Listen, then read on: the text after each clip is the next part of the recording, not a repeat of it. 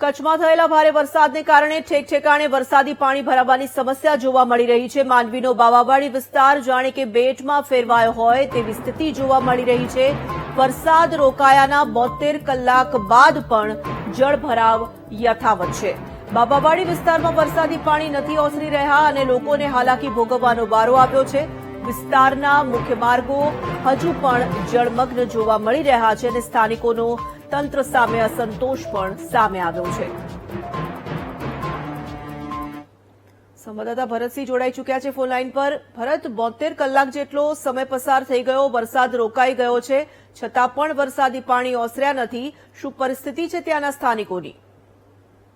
કચ્છમાં જે રીતે અંધાધાર વરસાદ વરસ્યો હતો તેમાં ખાસ કરીને જે કાંઠાળ વિસ્તાર માંડવીમાં અંધાધાર વરસાદ એટલે કે 24 કલાકની અંદર જે 14 થી 15 ઇંચ જેટલો વરસાદ ખાબકતા સમગ્ર માંડવી શહેર જાણે કે જળબંબાકાર જેવી સ્થિતિ સર્જાઈ હતી। ખાસ કરીને માંડવી જે બાબાવાડી વિસ્તાર છે, આમ તો પોસ્ટ વિસ્તાર કહેવાય છે, પરંતુ તે વિસ્તાર સમગ્ર છે તે નીચાણમાં હોવાથી ત્યાં પાણીનો જળભરાવ માત્રામાં જોવા મળી રહ્યું હતું। ખાસ કરીને લોકોના ઘરમાં 3 થી 4 ફૂટ જેટલા પાણી ભરાયા હતા, પરંતુ નોંધનીય બાબત એ છે કે છેલ્લા 72 કલાકથી જે આ પાણી ભરાયા છે, હાલ તો વરસાદ પણ થોંભી ગયો છે, તેમ છતાંય જે પાણી તે ઓસરવાનું નામ નથી લઈ રહ્યા। ઘરથી નીચે ઉતરીને હજુ જે માંડવીના બાબાવાડી વિસ્તારના મુખ્ય માર્ગો છે ત્યાં હજુ પણ જળભરાવની સ્થિતિ જોવા મળી રહી છે, એટલે કે લોકો પારાવાર મુશ્કેલી ત્યાં વેઠી રહ્યા છે, કેમ કે જે 72 કલાક જેટલો સમય થયા બાદ પણ તે પાણી ઓસરવાનું નામ નથી લઈ રહ્યા। હાલ તો વહીવટી તંત્ર દ્વારા તે તમામ પાણીને જે નગરપાલિકાના સાધનો વડે બહાર કાઢવામાં આવેલા પ્રયત્નો કરવામાં આવ્યા છે।